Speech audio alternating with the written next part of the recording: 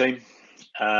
So this week, what I want to talk about is the challenge that a lot of people are facing around their business model.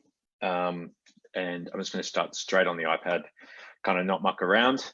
And here's the challenge that everyone's facing, right? Which is that if you look at the kind of, if you think about that, when we look at our business from a really big picture level, we kind of go the traditional SWOT analysis, okay?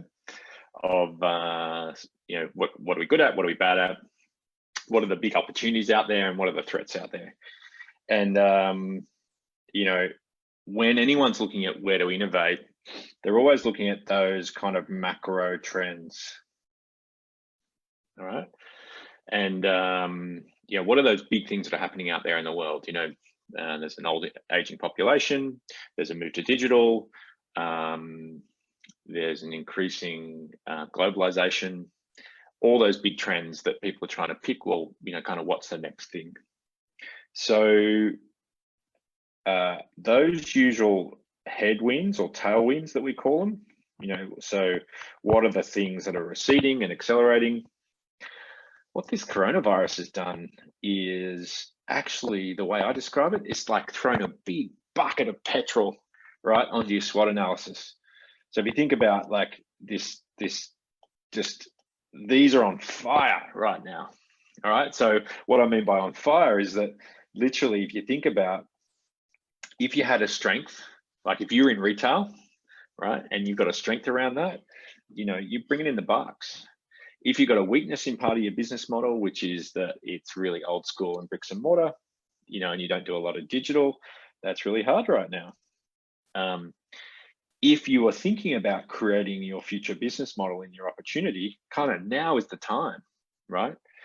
And if there's a threat out there, often it's becoming a lot worse than it was before this happened. So that big bucket of petrol effects, forcing people to ask themselves the question of, you know, is now the time to pivot, right? Or is now the time to stay as is? Now, what I help people with often is scaling up, right? So that focus, the scale, and the leadership to be able to galvanize their organization to achieve a vision, right? And what that vision is. And what I'm often trying to balance is two things in this is the sense of, and where I got this from, by the way, is a guy called, here he is up here, there he is, Alex Osterwalder, right? Called the Invincible Company. And so this isn't me, that stuff before was, but this is his. He talks about this idea of the Invincible Company. And what he says is that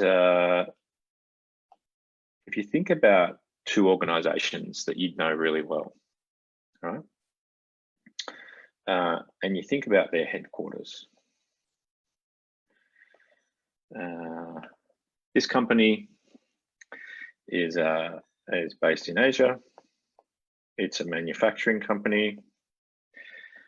This is headquartered in California, and it's a digital products business. Okay, so with company A here, it's well known, and Alex uses this in his in the stuff he does, is that this company has named its headquarters 100 years because it's been around 100 years. It's really proud of that, and that's the name of the actual building where their headquarters is. Now, this company here is actually Amazon. And do you know what their headquarters name is? You know what they named their headquarter building? It's actually Day One. And the reason they call it Day One is everyone should have the mindset of this being day one of the company. We might not exist tomorrow. And he uses that as an analogy between the culture in your business. So do you have a culture of exploration, or do you have a culture of execution? And like for these businesses here, and many of the businesses, the bigger businesses that I work with, that many of them have a culture where, if you think about execution being in that orange, sorry, it took me a bit of time to make up my color choice there, my mind around color choice, is that, a majority of their business for a long period of time has been focused on management, execution and management.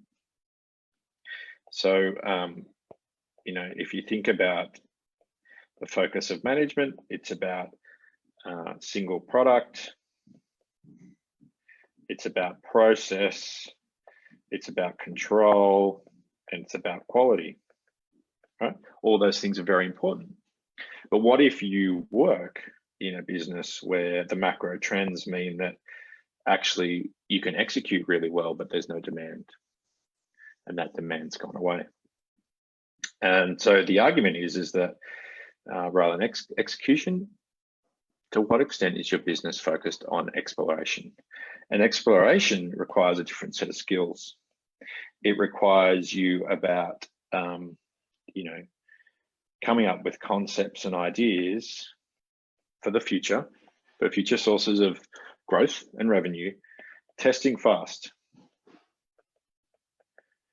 And when you test ideas, test a portfolio of ideas, right? Test 6 and gather evidence on which will work and kill the rest.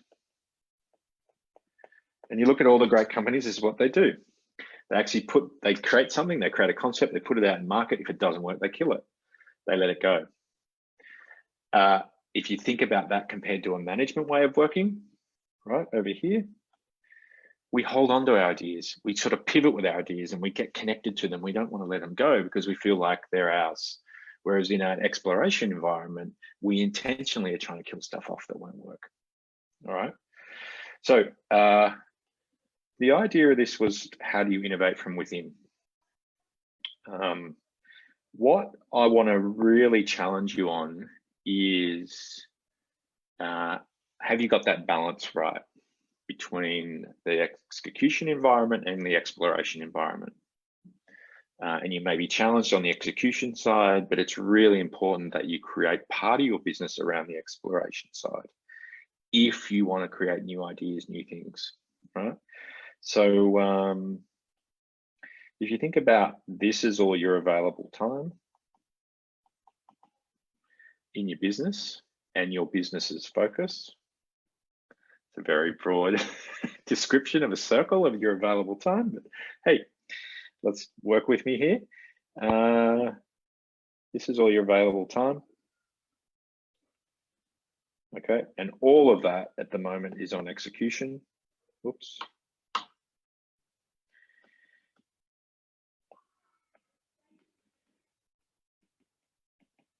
That works in an environment where there's no macro change.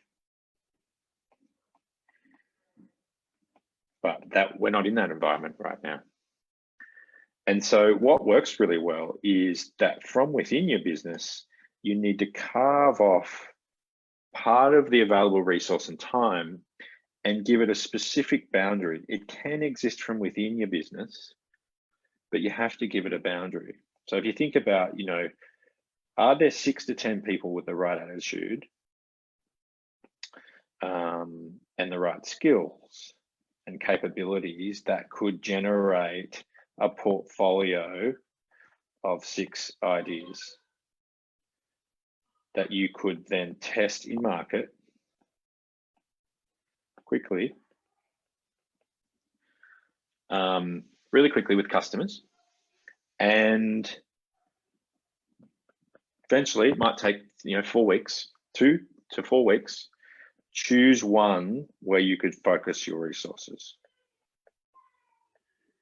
But you need to create that from within, right? Create a team that can do that. Okay, so let me just review what I've been through, which is there are forces at the moment out there in the world, big macro forces that are pouring petrol in your business model. Things are, working and not working, and that they're accelerating in terms of you getting feedback, in terms of that happening faster than it normally would. Exploration or execution, where is your focus at the moment? And if it needs to be on exploration, let's just talk to you. If it needs to be on exploration, then where could you carve that 6-10 people with the right attitude and skills and focus them on developing a portfolio of projects that could create something different for you? So rather than sitting still and executing, doing the same thing, you can build something that will create the future. So I hope that's been useful.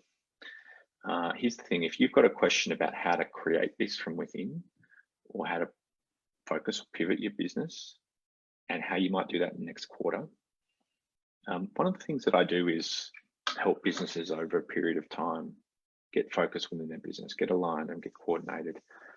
Just send me a message, a private message. Within Facebook's fine, or you can respond to my email if you're on the list, and just put the word pivot, and I'll just send you a link to some options around how that can work for you and the things I can provide.